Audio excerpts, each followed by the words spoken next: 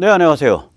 586 전체주의 집단이 지배해온 세상이 이제 끝나는 국면에 가 있습니다. 이번에 확실히 끝내줘야죠. 확실히 짓밟아 버려야 됩니다. 이 와중에 우리 보수 공화 시민을 위한 기운나는 뉴스와 해설을 매일매일 전해드리고 있는 세뇌 탈출입니다. 지금 이 시간에는 이 젤렌스키의 그 근수를 좀 달아보겠습니다. 지금 우크라이나 사람들이 가야 될 길이 참으로 참혹하고 어렵고 멉니다. 젤렌스키가 그걸 잘 리드할 수 있을까? 갸우뚱갸우뚱 하는 일이 최근에 발생했습니다. 그래서 우리가 현실은 알고 가야 되니까 현실을 아무리 우리가 러시아가 밉고 또 우크라이나가 이기기를 바란다고 할지라도 우크라이나 사람들 또 우크라이나 문화, 우크라이나 지도자에 어떤 문제가 있는지 한번 살펴보도록 하겠습니다. 먼저 세뇌 탈출 자율구독료 부탁 말씀 올립니다. 신한은행 140-012-108493입니다. 아시다시피 세뇌 탈출은 여러 가지 그 이유 때문에 게시될 때 광고가 붙지 않습니다. 재수가 좋으면 하루 만에 붙고 또 재수가 나쁘면 일주일 열흘 있다 붙기도 합니다. 많이 도와주십시오. 감사합니다. 예, 이제 이 우크라이나가 지금 어떤 경로에 들어섰나 제가 이제 며칠 이거 했기 때문에 한 페이지로 짧게 정리하겠습니다. 지금 러시아 영향권으로부터 벗어나려 하다가 짓밟히는 중이죠. 물론 미국이 많이 유혹을 했습니다. 너희 러시아로부터 나와, 나토 가입해, EU 가입해, 친서방으로 와, 그럼 우리가 다 같이 번영할 수 있어. 이렇게 이제 미국과 서방이 엄청 유혹을 했어요. 지난 말하자면은 14년 동안 2008년에 미국이 우크라이나를 나토에 가입시키겠다고 정책을 결정했기 때문에 그때를 기준으로 해서 보면 14년 동안 우크라이나를 엄청 유혹을 한 겁니다. 과연 그런 그 노선이 우크라이나 사람들한테 올바른 거냐라는 시비의 문제는 있습니다. 어저께 살펴봤듯이 미어샤이머 교수 같은 경우에는 그 러시아 같이 흉측한 나라 옆에 두는 우크라이나 그렇게 가는 건 그거는 잘못 선택했던 거야 라고 말을 하죠. 적절치 못한 거야 라고 말을 하죠. 자, 그런 시비, 적절성 이거 다 떠나서 결국 남는 문제는 뭐냐. 멀쩡한 나라를 여기 우리 영향권이야 라고 러시아가 침공한 게 남는 거예요. 침공해서 한 3, 4일 만에 게임 끝날 줄 알았더니 지금 3주, 4주 되도록 게임이 안 끝나가지고 점점 더 참혹해지고 점점 더 많은 민간인이 죽어가고 있는 게 사실이에요. 또 침공당한 우크라이나 입장에서 한 3, 4일 만에 넘어갈 줄 알았더니 의외로 선전을 해서 잘 버티고 있는 것도 사실이에요. 자, 이 전쟁이 어떻게 결론 나든 결론 러시아가 전면적으로 승리해서 우크라이나를 전체적으로 다 지배한다. 키예프 점령하고 괴뢰 정부 세우고 그렇게 결론 나든 혹은 우크라이나가 대승 즉 러시아를 패퇴시킨다. 그리고 심지어는 크리미아라든지 돈바스 같은 러시아에게 실제로 최근에 점령당했던 지역까지 다시 우크라이나가 되찾는다. 이거 우크라이나 대승이죠. 아니면 굴복 타협. 나토 가입 안 할게요. 우리 중립국 갈게요. 이렇게 해서 사실은 굉장히 고분고분한 굴복 타협이 일어나든 전쟁이 어떻게 결론 나든 앞으로 우크라이나가 얌전한 러시아의 변방국으로 계속 갈 가능성은 없습니다. 사람들이 저렇게 죽어나갔고 저런 경험을 했는데 얼마나 심각한 반러 감정, 러시아에 대한 증오, 분노, 저주, 원망이 얼마나 켜켜이 쌓였겠어요. 그러면 장기적으로는 요번에 지금 무지막지한 대가를 치르고 있고 이 대가가 오늘로서 끝나는 게 아니라 앞으로도 계속될 것 같고 결국 장기적으로는 두 가지 경로뿐이에요. 하나는 원한과 분노에 함몰되고 선동되어 한 번은 친러 대통령 됐다가 또 한 번은 친서방 대통령 됐다가 서로 러시아계 소수자들에 대한 우크라이나인들의 질시, 타격, 공격 이런 거 있고 내부가 항상 테러 비슷한 게 벌어지고 이런 악순환이 일어나는 거죠. 피곤죽이 되는 거죠. 다른 하나는 러시아 영향권을 벗어나서 러시아를 잘 슬기롭게 다뤄내면서 비유 살살 맞춰가면서도 슬기롭게 자기 입속 잘 차려서 번영할 수 있는 거. 이 두 가지 길 중에 하나 가겠죠. 그래서 지금 젤렌스키에 대한 그 무게를 달아봐야 되는 거예요. 근수를.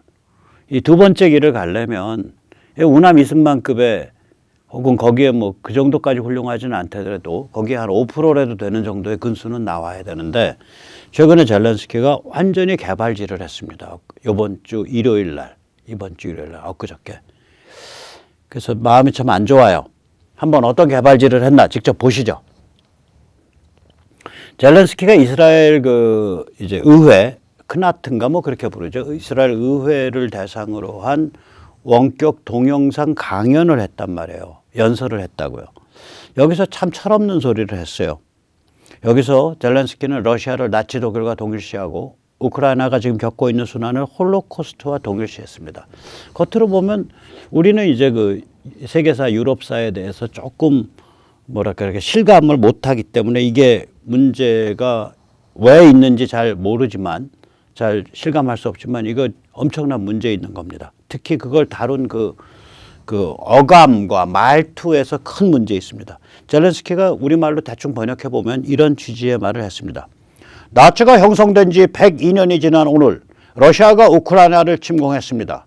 나치가 모든 유대인의 절멸을 추구했듯이 러시아는 우크라이나인의 절멸을 추구하고 있습니다. 당시 나치는 이를 궁극적 해결이라 불렀습니다. 이스라엘 정부더러 왜 우리에게 무기를 제공하지 않는지, 왜 러시아에 대해 강력한 제재를 하지 않는지 묻고 싶지는 않습니다.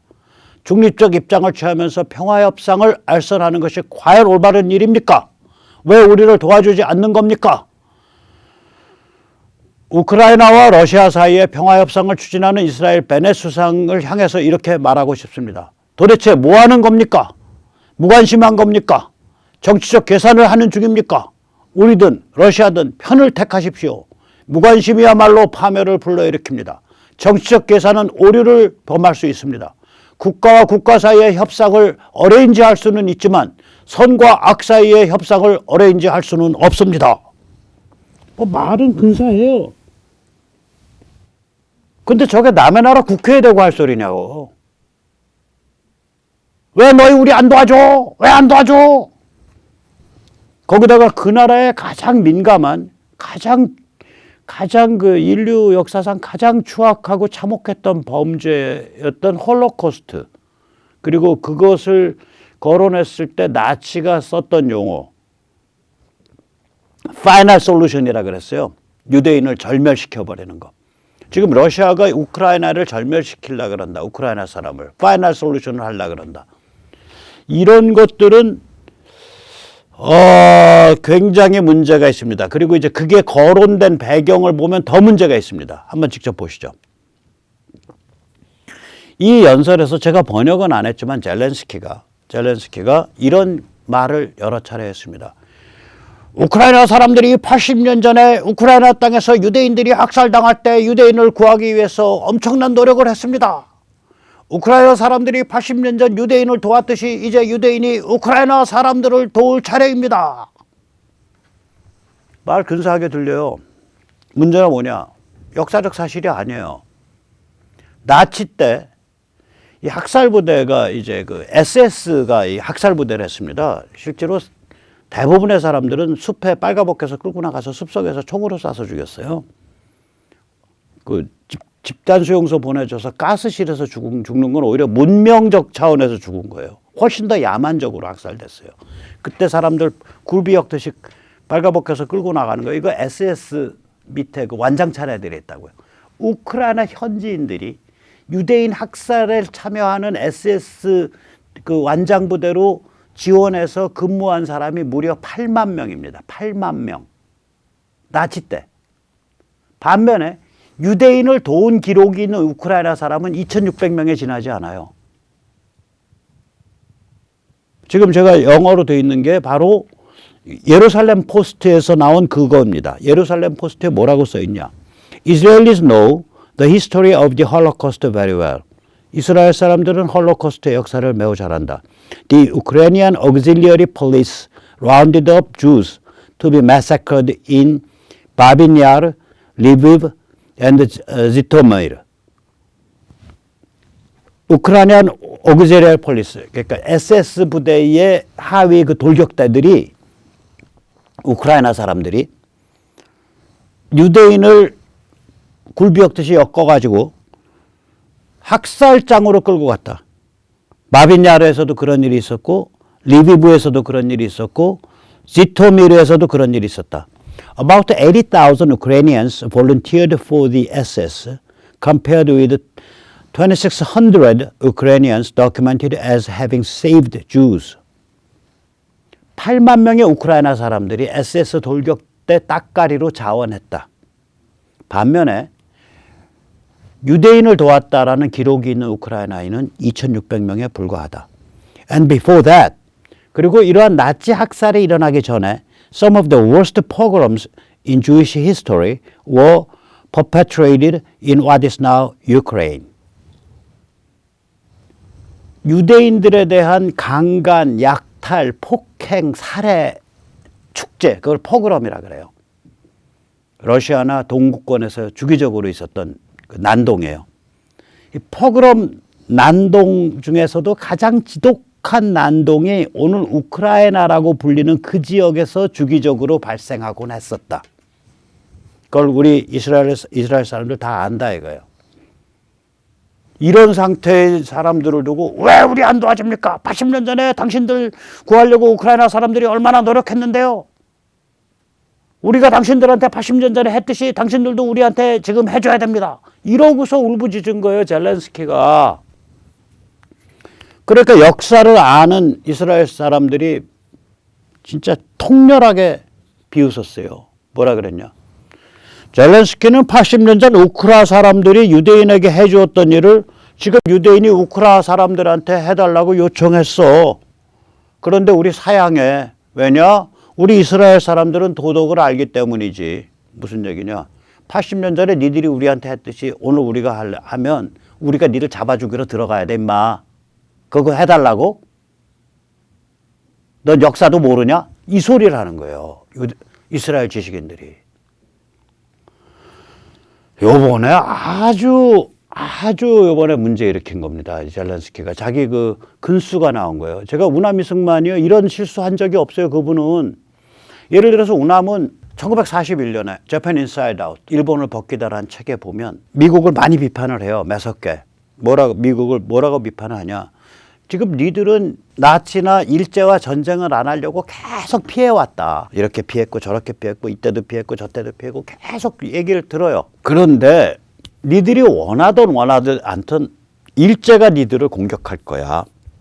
일제가 니들을 공격하면 니들은 그때 유럽과 태평양에서 나치와 일제에 대해서 전쟁을 하게 돼. 그런데 그 전쟁할 때 말이야. 일제가 저게 그냥 보통 나라가 아니라 7천만 명의 또라이 같은 아주 야만적 호전성으로 중무장되어 있는 7천만 전쟁 기계의 집합체야. 저기 본토 니들 미군 들어갔다가는 미군들 수없이 죽어나가. 일제 물리쳐야 될 때가 오면 그렇게 해서 일제랑 전쟁할 때가 되면 제발 한국인을 좀 무장 좀 시켜줘. 그게 니들의 이익이야. 우남이 참 미국을 원망을 하려면 우남만큼 원망하겠냐고요.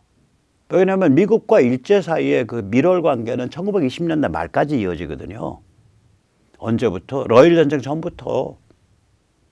한 30년, 40년이 미일 밀월이에요. 영일 밀월이고.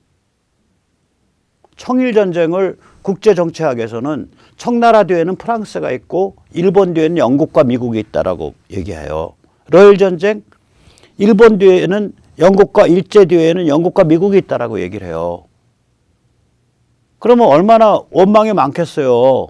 그 얘기 안 하거든. 세상에 다 자기 이익 따라서 간다. 이거 원망해서 뭔 소용이 있냐. 찬스 보면서 우리 힘 길러야지. 우남 그런 입장 취하다가 딱 찬스가 왔다고 판단되는 거거든요. 이제 조만간에 일제가 미국 공격한다. 미국이 아무리 전쟁 피하려고 해도. 그 전쟁 시작되면 그때 이제 찬스 온다 우리한테. 굉장히 성숙한 자세죠. 거기에 비해서 젤렌스키는 거의 뭐 어린애처럼 투정 부리는 얘기인데 투정을 부리다가 못해서 역사를 왜곡을 하고 우크라 사람들이 옛날에 80년 전에 유대인들, 그 지역의 유대인들한테 무슨 짓을 했는지 그거 다 그냥 생까버리고 이런 짓을 했단 말이에요. 그래가지고 이스라엘의 식자책이 격분을 했어요. 격분을 했어요. 자, 여기서 잠시 지금 서울 교육감 후보 지금 뭐 문제 좀 있죠. 조영달 후보 또 우리 박선영 후보도 오늘 또 3월 22일 날 문제를 좀 제기를 하셨고, 그러나 28만 3,367명이나 모였습니다. 선출인단이 이거 작은 숫자 아닙니다. 이거 전교조교 극복할 수 있습니다. 우리 30만 명 가까운 시민들이 똘똘 뭉치면 무슨 일이든지 할 수 있습니다. 그런데 이렇게 똘똘 뭉치려면 투표 때 또 투표 끝난 다음에 선출된 후보를 당선시키기 위해서 엄청나게 문자도 하고 연락도 해야 됩니다. 이 숫자가 많이 모이다 보니까 이 활동비가 어마무시하게 됩니다. 예를 들어서 30만 명 가까운 사람한테 단문 문자 한 번 보내면 300만 원 듭니다. 장문 문자 한 번 보내면 800만 원 듭니다. 그림 문자 한 번 보내면 2천만 원 듭니다. 돈 좀 여유가 되신 분은 아끼지 마시고 군자금 팍팍 질러 주십시오. 감사합니다. 자, 이제 또 계속 얘기하겠습니다. 그런데 우리가 잠시 여기서 이스라엘이 왜 갑자기 이 러시아와 우크라이나 사이에 이 평화 협상을 중지하려고 하는 거지? 라는 물음을 던질 수 있잖아요. 좀 생뚱맞잖아요. 우리가 아는 이스라엘 그림 가지고는 뭐가 그림이 안 나오잖아요. 이스라엘이 러시아랑 그 물밑에서 굉장히 깊은 교감 혹은 깊은 커넥션이 있습니다. 이스라엘이. 원래 이제 히스토리를 보면, 역사를 보면 그 제정 러시아 때의 급진파는 다 유대인들이에요. 혁명 전에. 볼셰비키도 유대인, 맨셰비키도 유대인. 맨셰비키 지도자 마르토프죠. 맨셰비키 지도자라는 건 볼셰비키 지도자 레닌과 동급이에요. 마르토프 우크라이나 사람이에요. 유대인, 우크라이나 유대인. 오데사 출신일 거예요. 그 악명 높은 트로츠키 우크라이나 오데사 출신일 거예요. 아무튼 다 유대인들이에요. 그 다음에 레닌도 어떻게 보면 유대인이에요. 왜냐하면 그 외할머니가 유대인이니까. 유대인이 아니면 모계를 따라가잖아요. 외할머니, 어머니 레닌, 유대인이네. 레닌의 부인 크룹스카야 유대인. 그 다음에 그러면 맨셰비키 유대인, 볼셰비키 유대인. 그 다음에 이제 또 하나 있죠. 러시아의 혁명 정당이 그 당시에 하나 더 있죠. 뭐냐면 사회혁명당, SR. 그 테러하는, 나로드니키 테러하는 정당이에요. 무정부주의. 거기다 유대인이에요. 그러니까 러시아는 기본적으로 유대인의 뿌리가 깊어요. 거기가. 소련 때도 그랬고. 그 사람들이 또 나와서 이스라엘로 왔고 그러니까 서로 다 연결돼 있어요. 그쪽이. 엄청 연결이 깊어요. 그런데다가 정치적으로 무슨 연결이 있냐. 이 시리아가 제가 말씀드리지만 이게 아사드 바트 정권이잖아요. 이게 친소 세속 정권입니다. 무지막지한 독재 정권이죠. 그런데 이 친소 세속, 이 세속에다가 방점을 찍으면 뭔 일이 발생하냐. 나름 안정성이 있어요. 이 바트 정권이. 무슨 안정성이 있냐. 세속이니까 기독교든 시아파 무슬림이든 수니파 무슬림이든 다른 무슨 만이든 쿠르드 뭐든 간에 종교적 이유로 박해를 안 해요. 종교적 이유로 박해를 안 해요. 그래서 그 점에 있어서는 안정성이 있다고요. 바트 정권이. 그래서 그리고 또 시리아가 이게 친러란 말이에요. 그러니까 시리아 안에 러시아 군사기지들이 있어요. 굉장히 많이 있어요. 그래서 이스라엘이 그 전부터 시리아 및 시리아 내부의 러시아 군사기지와의 복잡한 협조 관계가 있습니다. 이스라엘과 이 시리아의 그 러시아 세력하고 바트 세력, 친러 세력, 또 러시아 세력이. 그래서 이스라엘이 시리아 안에 타겟을 공격할 때는 작년 5월 달에 예를 들어서 미사일 쏴가지고 다마스커스 인근을 때렸다고요. 그러면 다마스커스면 시리아의 핵심 도시 아니에요. 그럼 시리아를 공격하냐? 아닙니다. 시리아 내부의 러시아 군사력과 미리 조율을 해요. 우리 이번에 말이야 다마스커스 그 남동쪽에 10km밖에 있는 거기 이란 애들 모여 있는 데 있잖아. 왜 이란 섬기는 게릴라 애들 모여 있는데 거기 때릴 거야. 그래 6시에서 6시 5분 사이에 미사일 떨어질 거야. 그렇게 알고 계셔. 이런 식의 거래가 있어요. 시리아를 칠 때마다 이스라엘이. 그 타겟이 시리아 내부 이란계 세력이에요. 이스라엘이 시리아를 칠 때 시리아 내부에 있는 러시아 기지라든지 시리아 내부에 있는 아사드 세력을 치는 게 아니에요. 그래서 저 아주 복잡한 저 중동판에서 이스라엘이 가지고 있는 독특한 러시아와의 관계가 있습니다. 그거에 바탕에서 이스라엘의 베넷 총리가 이번에 비행기 타고 급거 모스크바도 방문하고 그랬어요. 그래서 지금 이걸 어떻게 판을 수습해 보려고 지금 발 동동 구르면서 다니고 있는 거예요. 자, 이 상태인데 아까 젤렌스키가 니들 왜 편 안 드는 거야? 선과 악 사이에서 선택해. 니들 무슨 정치 계산 돌리고 있냐? 정치 계산 틀릴 수도 있는 거야. 이런 소리를 하는 거예요. 니들 국가와 국가 사이로 협상 붙이려고 그래? 오케이, 그건 가능해. 하지만 이게 국가와 국가 사이 문제야. 이건 선과 악의 문제야. 선이냐 악이냐 너 택하란 말이야. 이러고 윽박질른 거예요. 댕댕거리면서. 이게 다른 나라 의회에 대고 할 연설이냐고. 제가 이거 보면서 야, 우크라이나 갈 길 참 멀다. 안 됐다. 발걸음은 그게 뭐 자기가 원해서든 아니면 미국의 유혹을 받아서든 발걸음은 러시아의 영향권으로부터 튀어나오겠다는 정말 그 가시밭길을 갔는데 머리는 우남 이승만에 비하면 5%도 안 되는 거예요. 식견과 머리는. 골 아픕니다. 아니나 달러 젤렌스키 몇 시간 있다가 어이구 잘못했네. 그리고 180도 입장 바꿨어요. 180도. 자기 국내 텔레비에 나와서 러시아와의 협상을 어레인지하려는 이스라엘 총리님의 노력에 감사합니다. 정말 감사합니다. 네, 감사하고요. 이렇게 감사 소리를 서너 번을 했어요. 이스라엘은 평화협상의 선구적 역할을 수행 중입니다. 조만간 이스라엘의 기여에 의해서 러시아와 협상이 시작할 수도 있습니다. 그때가 되면, 그게 가능하다면 가장 좋은 회담 장소는 예루살렘이 될 수도 있겠지요. 이 소리 할 걸 왜 몇 시간 전에는 그 이스라엘 그 의회에 대고 그렇게 짖었냐고. 참 우리 그 우남 이승만 특히 그리고 박정희 대통령 그리고 그 두 분의 리더십 아래서 지금 현재 대한민국을 여기까지 끌고 온 우리 선배 세대 존경스럽습니다. 사실 따지면은 러시아보다 훨씬 더 흉측한 그런 폭력적이고 전체주의 그런 폭력적 전체주의가 중국인데 그 중국에 대해서 바로 옆에 살면서도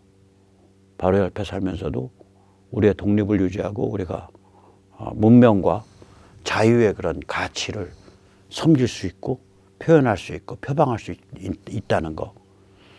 그리고 우리가 일본과도 잘 지내고 대등하게 또 한미동맹으로 이렇게 국권이 맺어져 있고 참으로 감사한 마음이 거듭거듭 듭니다. 네, 오늘 여기까지 모시겠습니다. 감사합니다.